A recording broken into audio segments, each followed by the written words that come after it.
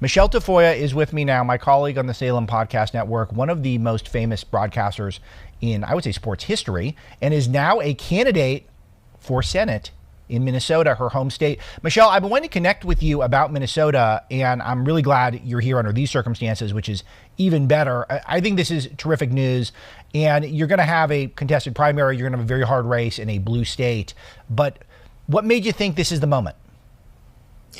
Well, look, we're having a crisis here in Minnesota. You're well aware of that. Most people are. We have a crisis of leadership, and the career politicians who brought us to this place aren't helping, and they're not going to do anything about it. So it's going to be up to the rest of us. You know, I've lived here for 30 plus years, 32 years now, I think. And I remember Minnesota, the peaceful streets, the quiet towns, the tight-knit communities, the excellent schools. And we've been sliding backwards. And I've noticed this it's not sudden, it's been happening. But now we have a Senate seat that is open, and I'm ready. And you know what? The career politicians can keep moving their chess pieces around and trying to put people in different offices, but they are not fixing everything. And we are at a crisis stage. And so that's why I'm running. Yeah, absolutely. This is it must hurt to be a Minnesotan and to see what's going on where the whole country is pointing at your state and saying this is a disgrace. And I'm glad you're running for the Senate because it's such a blue state. The governor race would seem very tough. And I know there's a governor race coming up. But I want to make sure that there is some responsible conservatives who are there in that state keeping an eye on things, because it's not just Tampoon Timmy Walz who is responsible for the Somali fraud. I think anyone who's held power in that state bears some of the responsibility. That includes Amy Klobuchar. It includes any mainstream Democrat. And that includes Peggy Flanagan. We could call it the Flanagan fraud. She is the lieutenant governor under Tim Walz. And it includes Angie Craig, who was in Washington as a congresswoman and was supposed to be minding the store. No one put a stop to this. No one asked questions because they were politically incorrect or inconvenient questions. So this fraud makes everyone in Minnesota sick. I don't care what side of the aisle you're on or where you lie politically. This was billions, and we don't even know the grand total yet, Alex, as you know. Yeah. But this was billions of dollars that was intended for children, and it went to these criminals so that they could have beachfront property and really nice vacations and jewelry.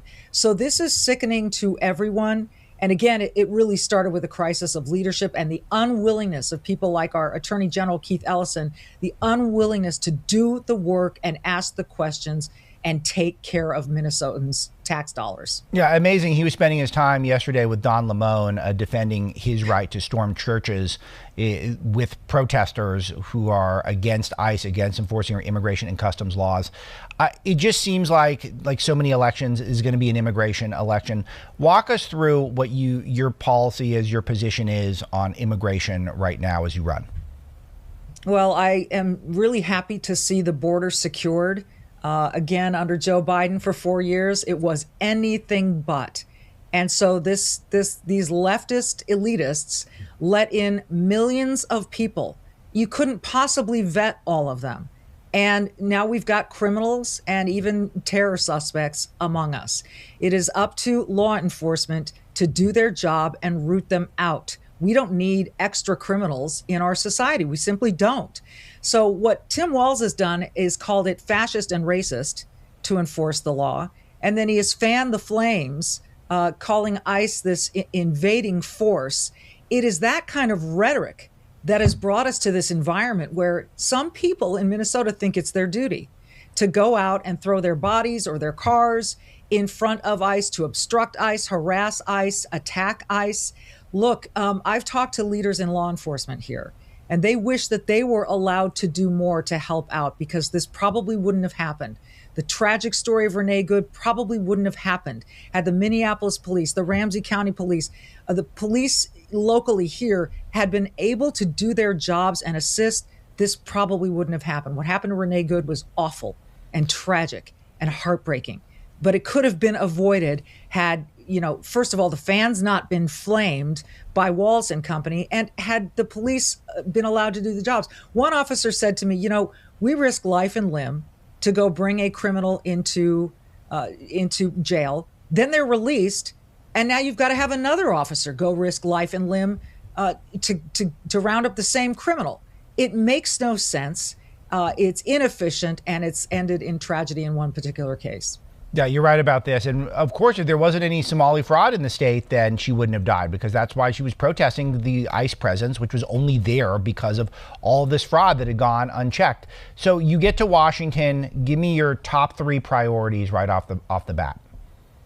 Well, let's just start with leadership, because currently we've got a crisis there, particularly with the Minnesota delegation. I mean, we have prioritized and spent taxpayer money on illegal immigrants coming in. We put them in hotel rooms and fed them, while average American families are trying to pay their rent and trying to put food on the tables. That's kind of crazy. This current crop of leaders is insistent on the insanity of boys and men in girls and women's sports.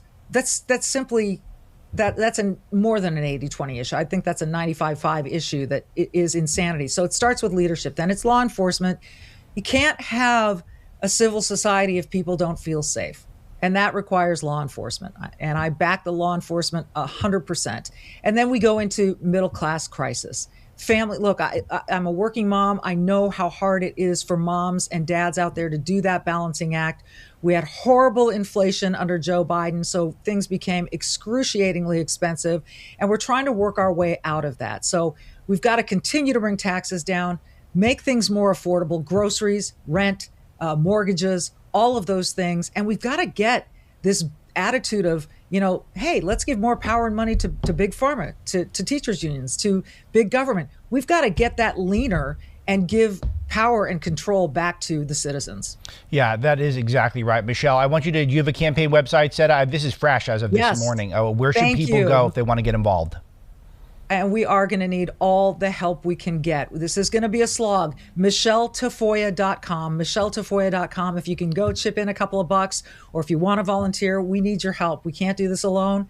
And I appreciate you giving me the opportunity to plug that, Alex. Absolutely. Come back anytime. We have a great podcast up on the Alex Marlow feed. I'll link that in the show notes today. Michele, terrific. Congrats on the launch. This is a big race, and we'll be watching it very closely in the Marlow Show and at Breitbart. Stick with me if you can. You're invited for another segment, but I got to take a break here. We'll be right back on the Marlow Show. Michele, give me more about the evolution from when you are a sideline reporter, you're traveling around the world, you're talking to some of the coolest athletes on the planet. All of a sudden you find yourself kind of in the political world, and then now you're running for a really important Senate seat, because this is an opportunity to take a blue state and make it at least purple right now. This is an incredible moment. You find yourself right in the middle of it. Take us through that journey. It really started for me, Alex, on 9/11. That was sort of a political awakening for me. I'd just been married less than a year and saw the world differently. And I started really paying a lot closer attention to everything, started reading history more. I love this country. I always have. My dad, his parents were immigrants, and legal immigrants who came to this country. And he always told me, you've already won the lottery by being in America. And so I was, and I believe that with all of my whole heart. So for years and years, covering the NFL, as much fun, and covering the Olympics and the NBA and college football and college basketball, all that was so great and so fun. And I remember sometimes you're down on the field and you see the military guys.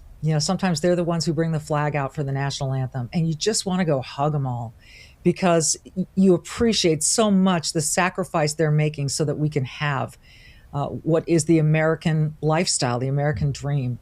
So all of this just continued to percolate within me.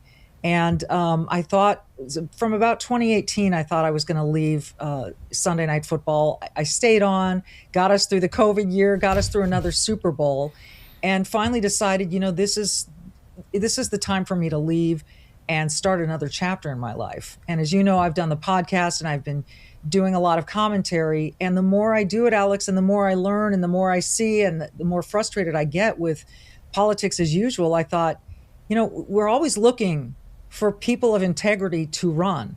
And I understand why people don't want to run. I'm already feeling it, believe me. But you know what? I have a spine. I have a thick skin. That's something that a television career will give you. But more than anything, I have a love of this country and a love of this state. And I don't want to see it slide into a place where we can't turn it around. So I think this is a tipping point, and that's why I jumped in. This is really essential. I was thinking about this concept about what makes America special. Is it freedom or is it free stuff? And it seems like some of what the message that was imparted on you in your youth is it's the freedom. And then you see what's happening in Minnesota right now, and it's just people pursuing free stuff. And that is really essentially a massive problem. So what happened to your state and how do you fix it? Well, I mean, I think it's been going on for a long time, and it's been covered up for a long time. And I don't think Minnesota is unique in this. I think we're starting to see it in California. True. I think I we're agree. going to see it in New York. We're going to see it in other places. Minnesota handled it so poorly, and now we've seen this billions and billions of fraud that was committed, money that was supposed to go to kids. How do we clean it up? I mean, look, we've got to ask tough questions. We've got to hold people to account. I think that's one of the things that Americans are really tired of seeing is no accountability for your actions when they're illegal, when they're immoral. And people want accountability. Most people in their jobs, in their fields, in their families would be held accountable for doing such thing, for telling lies, for defrauding people. Why are not our political elite held to that same standard? So I'm not in that political elite group, not even close. And it's time. It's time. This has gotten too big and gone too far, and it's got to be stopped. You got great name ID. You think you've got bona fides as a mom, as a career woman, as someone who is not a hardcore radical in a blue state. I think you've got a real shot here, Michele. We're going to be cheering you on, and anytime you want to come back and update the Marlow audience and the Salem audience, the Breitbart audience, we're here for you. Give us that website one more time where people need to go. I would be happy to give you the website again, Alex. It's MicheleTafoya.com. MicheleTafoya.com. This is going to be a slog, folks. Yeah. It's going to be tough. We will take all the help we can get. Join us, join the team, MicheleTafoya.com. We'd love to have your help. Thank you for that, Alex. And thank you, Michele. And what's really interesting also, if Klobuchar becomes the governor, there could be 2 Senate races. So maybe you'll have to run twice, but hopefully only once and win. Michele Tafoya, thank you.